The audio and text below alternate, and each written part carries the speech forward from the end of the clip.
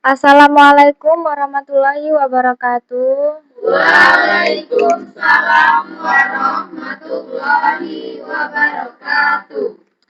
Alhamdulillah kita bisa berkumpul lagi hari ini dalam keadaan sehat ya. Akal kita masih jernih dan hati kita masih diberi kesempatan untuk belajar. Sebelum kita mulai, alangkah baiknya kita membaca doa terlebih dahulu ya. Boleh anak cowoknya dipimpin? Marilah teman-teman, sebelum memulai acara pada hari pagi ini, alangkah baiknya kita membaca doa terlebih dahulu. Doa mulai. Bismillahirrahmanirrahim. Rabbi sholli sadri wa yassirli amri wahlul 'uqdatam min lisani yafqahu qawli. Rabbi zidni ilman warzuqni fahman. Selamat siang semuanya. Apa kabarnya hari ini kalian? Alhamdulillah baik, Ibu. Terima kasih banget karena kalian tetap hadir pada hari ini. Kadang orang datang kegiatan seperti ini cuma karena disuruh guru BK, tapi di sini Ibu berharap pada kalian semua bukan sekedar hadir, melainkan benar-benar jadi tempat kalian untuk cerita, jujur sama diri sendiri, dan memahami kenapa kita sering merasa stuck. Di sini kita santai aja ya, tidak ada yang dinilai pintar atau malas, tidak ada yang akan dihakimi karena setiap orang pasti pernah merasa lelah, kewalahan, kehilangan semangat, bahkan merasa ngapain juga capek-capek. Itu manusiawi banget ya. Sebelum masuk ke pembahasan inti, di sini Ibu mau tanya dulu nih, menurut kalian apa sih bimbingan kelompok itu? Siapa yang tahu? Oke. Baik, izinkan saya menjawab. Bimbingan kelompok adalah layanan bimbingan dan konseling yang diberikan oleh seorang pemimpin kelompok, guru BK atau konselor kepada sekelompok individu. Terima kasih. Siapa lagi? Bimbingan kelompok adalah salah satu layanan dalam bimbingan dalam konseling yang dilakukan secara bersama-sama dalam kelompok kecil dengan tujuan membantu anggota kelompok memahami diri, mengembangkan potensi, dan memecahkan masalah melalui interaksi dan dinamik kelompok. Ya, siapa lagi? Sudah? Ya, benar banget. Jadi, bimbingan kelompok itu tempat untuk saling mendengarkan tanpa memotong pembicaraan, memahami diri sendiri lewat cerita orang lain, belajar dari pengalaman teman yang mungkin mirip sama kita, dan mencari solusi bersama, bukan menyalahkan ya. Kadang kita tuh merasa kayak cuma aku yang begini, cuma aku yang malas. Padahal setelah mendengar cerita orang lain, ternyata banyak mengalami hal serupa. Dan itu membuat kita merasa tidak sendirian. Jadi kita tahu masalah ini bukan akhir dunia, tapi kalau dibiarkan, dia bisa jadi kebiasaan yang nyusahi diri sendiri. Baik, sebelum kita lanjut lebih jauh, ada hal penting yang kita harus sepakati dulu ya. Dalam bimbingan kelompok ada yang namanya asas kerahasiaan, yang artinya semua cerita yang disampaikan di sini tidak boleh disebarkan di keluar kelompok. Kalau ada temannya yang cerita tentang rasa takutnya, kebiasaannya, atau masalahnya, kita harus menjaga itu bersama-sama. Karena seseorang yang merasa aman, dia akan lebih nyaman untuk terbuka. Setuju? Setuju. Oke. Yang kedua, kita pakai asas keterbukaan ya. Yang artinya kita belajar jujur terhadap diri sendiri. Kadang kita tuh sering bilang aku baik-baik aja, padahal sebenarnya kita itu capek. Padahal di sini kalian boleh cerita dengan jujur, tidak harus sempurna, tidak harus terlihat kuat terus, karena manusia memang kadang capek, kadang bingung, kadang butuh didengar. Ya. Yang ketiga, kita pakai asas kesukarelaan. Apakah kalian semua di sini sukarela? Sukarela. Baik, terima kasih ya. Sebelumnya kita perkenalan terlebih dahulu ya, biar kita lebih kenal satu sama lain. Di sini perkenalannya dimulai dari Ibu ya. Kita sebutkan nama, hobi, dan satu kalimat yang menggambarkan kondisi kalian akhir-akhir ini. Perkenalkan, nama Ibu Chelsea Herawati dengan hobi menulis. Perasaan Ibu hari ini senang. Selanjutnya, Perkenalkan, nama saya Rehan Kucansa, bisa dipanggil Rehan, hobi menyanyi. bagus ya suaranya. Ya, bisa disebut itu. Perkenalkan, nama saya Nadira Zipia Ajeng dengan hobi menyanyi. Perasaan hari ini bahagia. Perkenalkan, nama saya Asyanda Putri, biasa dipanggil Asi, dengan hobi menulis. Perasaan hari ini sangat senang. Iya. Perkenalkan, nama saya Dewa Putra Dewi, kelas 11-1. Hobi saya main bola. Perasaan saya hari ini senang. Perkenalkan, nama saya Amelia Rahmadani, bisa dipanggil Amel dengan hobi menyanyi. Perasaan saya hari ini senang. Perkenalkan, nama saya Delpira Alpita, sering dipanggil Adel. Hobi saya berenang. Hobi berenang berarti ya. Perasaan hari ini bahagia. Bahagia semua ya berarti kalian. Baik, biar suasananya makin santai, kita ice breaking dulu nggak sih? Iya. Oke, jadi ice breakingnya kayak gini ya. Kalau misalnya Ibu bilang oke, kalian lakukan itu apa yang Ibu omongi. Kalau misalnya Ibu tidak bilang oke, jangan lakukan. Oke, siap. Contohnya kayak gini. Kita ini ya dulu ya, simulasi dulu ya. Oke, pegang telinga. Pegang kaki. Gak ada oke. Pegang kepala. Kurang fokus ya. Yuk kita ulangin. Pegang kepala.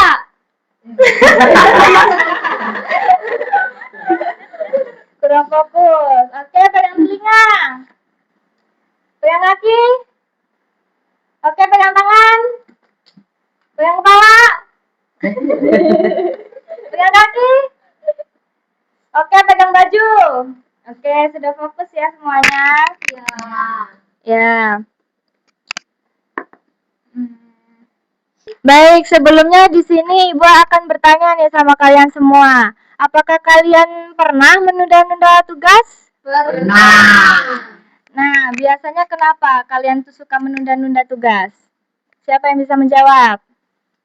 Ya, silakan. Nanti. Saya sering menunda tugas karena saya bingung mulai dari mana, Kak? Dari mana, Bu? Siapa lagi yang bisa menjawab? Sudah?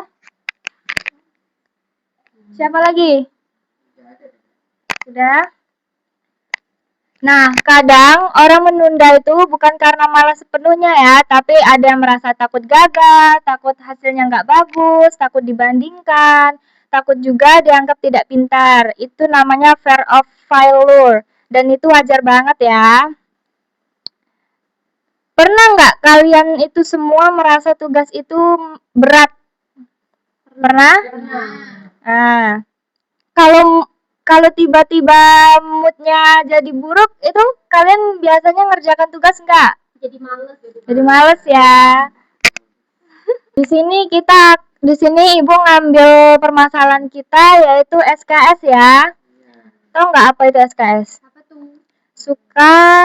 Sistem kebut semalam, SKS itu. Kalian pasti kalau misalnya ujian belajarnya malam itulah, besoknya ujian, benar nggak? Ya kan? Menurut kalian, kenapa sih seseorang itu suka banget SKS? Ada yang bisa jawab? Nah, kasih lagi. Karena merasa waktunya masih lama, masih panjang. Siapa lagi yang bisa jawab?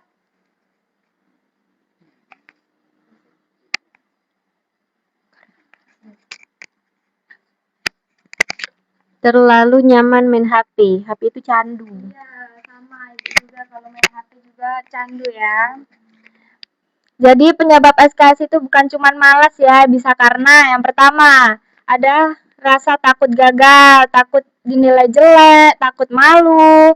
Yang kedua ada bingung mulai dari mana, karena tugas itu banyak makanya kita bingung mau mulai dari mana ya. Yang ketiga tidak percaya diri, pasti kita tuh merasa aku pasti nggak bisa padahal itu belum dicoba.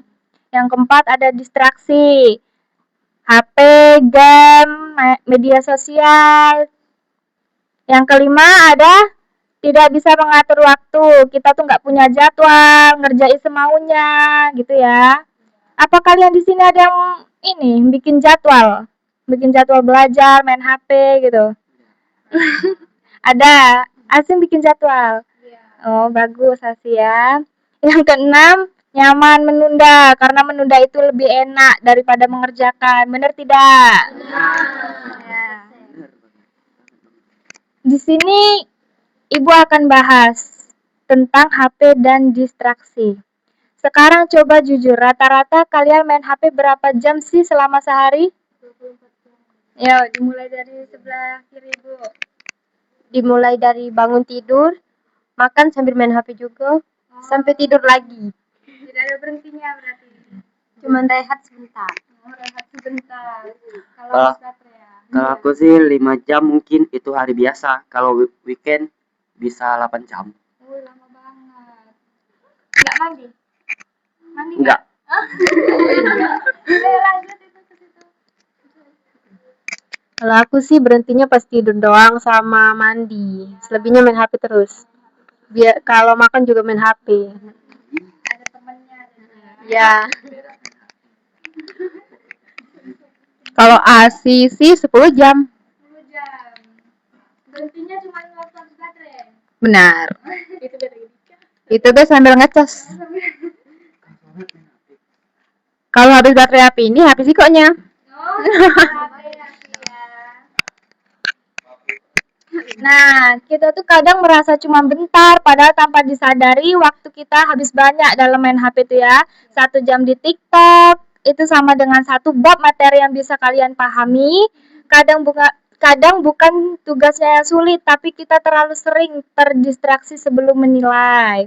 Coba kalian bayangi, kalau 30 menit dari waktu kalian scrolling itu dipakai buat ngerjain 5 soal matematika, mungkin besok kalian nggak perlu bergadang, bener tidak? Nah, dirubah ya. Nah, ini Ibu akan jelasin di sini ada dampak dari SKS.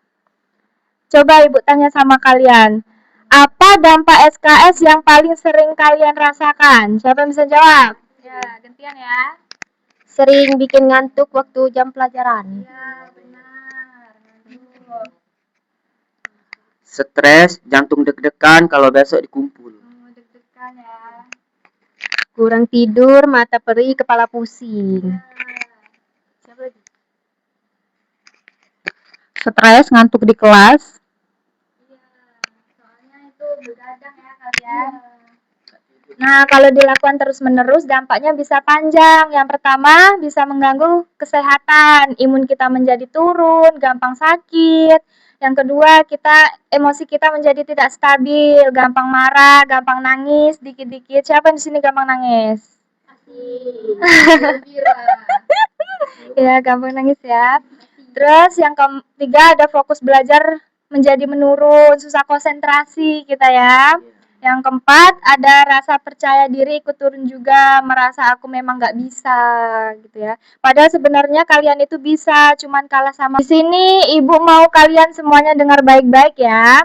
Kalian itu sebenarnya mampu, masalahnya bukan karena kalian bodoh, kadang kita cuman kalah sama rasa nyaman sesaat. Contohnya seperti main HP itu kan, kalau sudah nyaman kita bakal main HP, terus tidak ingat waktu ya. Menunda itu terasa enak di awal, karena kita merasa masih ada waktu. Padahal waktu itu terus berjalan, waktu nggak pernah nunggu kita siap. Coba kalian bayangkan, tugas yang sebenarnya bisa selesai dalam 3 hari, akhirnya dipaksa selesai dalam 3 jam semalam. Tubuh terasa capek, pikiran stres, hasil menjadi tidak maksimal, dan yang paling sedih sebenarnya kalian mampu melakukan lebih baik dari itu. Orang sukses itu bukan selalu orang yang paling pintar, tapi orang yang mau berusaha walaupun dia malas, Disiplin walaupun nggak ada yang ngawasin, konsisten walaupun hasilnya kecil, tetap bergerak walaupun pelan. Kadang kita tuh terlalu nunggu mood kita. Padahal kenyataannya tindakan dulu baru moodnya mengikuti. Benar tidak? Kalau terus-terusan menunggu mood, terus-terusan menunggu semangat kita, tidak akan memulai pekerjaan itu, ya kan? Karena mood itu datang setelah kalian mulai, bukan sebelum memulai. Perubahan besar tidak akan dimulai dari langkah yang besar, tapi dari hal yang kecil. Contohnya, mulai mengerjakan tugas lebih awal, mengurangi scroll 15 menit, tidur 30 menit lebih cepat, mencicil 1 soal sehari. Hal kecil kalau dilakukan terus-menerus akan jadi kebiasaan besar, dan kebiasaan itulah akan menentukan masa depan buat kalian semua. Di sini kita refleksi diri dulu ya. Sekarang Ibu ingin kalian semua coba renungkan. Kalau kebiasaan SKS terus dilakukan sampai kuliah atau kalian nanti kerja, apa yang akan terjadi? Siapa yang bisa jawab? Ya, coba. Yang akan terjadi adalah jadi kebiasaan buruk, susah diubah. Ya, coba lagi. Yang terjadi, mental jadi capek terus, nilai turun, bisa bikin stres.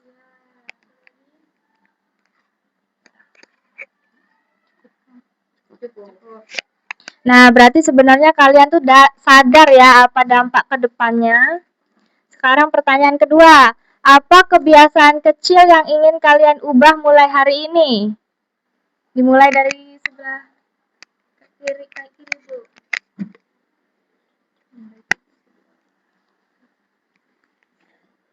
Mulai tugas lebih awal, nggak nunggu H-1 sebelum kumpul. Kalau aku sih ngurangin main HP pas belajar, taruh HP di kamar sebelah. Berhenti bilang besok aja. Kalau aku sih mulai nyicil tugas dari sebelum berapa jam dikumpul, dari hari ke hari. Kalau aku sih tidur jangan terlalu malam, biar besok nggak ngantuk. Ya, bagus semua ya jawabannya. Sekarang di sini ada solusi bersama dan teknik praktis ya. Kalau menurut kalian, apa cara supaya tidak SKS? Coba dari sebelah kanan Ibu. Yang kegedean. Bikin jadwal harian itu penting. Ya, bisa bikin jadwal ya berarti. Belajar bareng teman biar ada yang ngingetin. Tugas dicicil sedikit demi sedikit. Jauhkan HP saat belajar. Pasang alarm buat bangun, alarm buat mulai belajar. Pasang alarm ya. Bagus banget. Di sini Ibu akan menambah satu teknik ya. Teknik 5 menit. Kalian bilang ke diri sendiri, aku cuman akan belajar 5 menit. Biasanya setelah 5 menit, kalian akan lanjut sendiri karena otak udah masuk ke mode fokus. Benar? Benar. Yang penting bukan langsung sempurna, tapi mau mulai berubah 1% setiap harinya. Ya. Nah, di sini kalian semua mulai sekarang masing-masing buat satu komitmen sederhana. Komitmen yang kecil tapi kalian yakin bisa dilakukan mulai besok. Apa ini komitmennya? Siapa yang bisa jawab? Aku mau mulai nyicil tugas minimal 20 menit setelah pulang sekolah. Ya, bagus komitmennya ya. Aku mau bikin jadwal belajar. Aku mau ngurangin main game. Aku mau lebih disiplin, gak nunda PR matematika dan semua tugas. Sering. Aku mau tidur jam 11 malam biar gak begadang. Kenapa nggak jam 10? Jam 11 nyantai main scroll TikTok dulu. Cek dulu ya. Bagus. Kalian bisa tulis komitmen kalian masing-masing di HP atau buku kalian masing-masing ya. Biar setiap kalian mau menunda pekerjaan tersebut, kalian ingat janji kalian ke diri sendiri itu apa sih gitu. Baik, motivasi penutup yang bakal Ibu sampaikan hari ini yaitu Ibu di sini mau kalian semua ingat satu hal. Masa depan tidak dibangun dalam satu malam. Masa depan dibentuk dari kebiasaan kecil setiap hari. Kalau hari ini kalian memilih disiplin, mungkin terasa berat, tapi suatu hari nanti kalian akan terima kasih kepada diri kalian sendiri. Kalian akan bilang, untung dulu aku mau mulai berubah. Jangan sampai rasa malas hari ini mengambil kesempatan besar di masa depan kalian. Karena setiap kalian punya potensi besar, kalian hanya perlu yang pertama kalian itu perlu merasa percaya terhadap diri sendiri, belajar konsisten walaupun pelan-pelan. Yang ketiga ada berani melawan kebiasaan kalian yang sering menunda-nunda tugas kalian itu ya. Lebih baik lelah karena berproses daripada lelah karena menyesal. Lebih baik memulai sedikit dari sekarang daripada terus berkata nanti aja. Kalian nggak sendirian, teman-teman. Di sini kalian juga berjuang, jadi mari saling mendukung, bukan saling menjatuhkan ya. Baik, ya. Baik, sebelum menutup kegiatan kita pada hari ini, alangkah baiknya kita berdoa terlebih dahulu supaya apa yang kita dapat hari ini bisa bermanfaat, bisa merubah kebiasaan kalian ya. Baik, yang cowok bisa dipimpin doanya.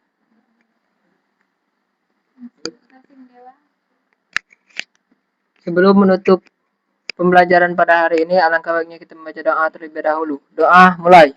Bismillahirrahmanirrahim. Wal asri. Innal insana lafi khusri. Illal ladzina amanu wa amilus solihati wa tawassau bil haq wa tawassau bil sabr. Shadaqallahul azim. Sebelum selesai, Ibu mau satu kata dari kalian. Setelah kegiatan hari ini kalian merasa apa nih? Berubah. Rajin. Tambah semangat. Bahagia. Disiplin. Mau jadi orang yang lebih fokus. Ya, jadi kalian jangan SKS lagi ya. Semoga benar ya. Terima kasih karena hari ini kalian sudah berani terbuka dan berbagi cerita. Kalian di sini semuanya hebat karena mau belajar lebih baik lagi. Tetap semangat ya. Satu langkah kecil hari ini bisa mengubah 1 tahun ke depan. Baik, kita di sini mengadakan pertemuan dalam seminggu mau berapa kali nih? 2 kali. Baik ya. Bisa kita lakukan di luar ruangan, mungkin mencari suasana baru ya. Iya. Baik, Ibu akhiri pertemuan kita pada hari ini. Wassalamualaikum warahmatullahi wabarakatuh. Waalaikumsalam warahmatullahi wabarakatuh. Terima kasih semuanya. Sama-sama, Ibu.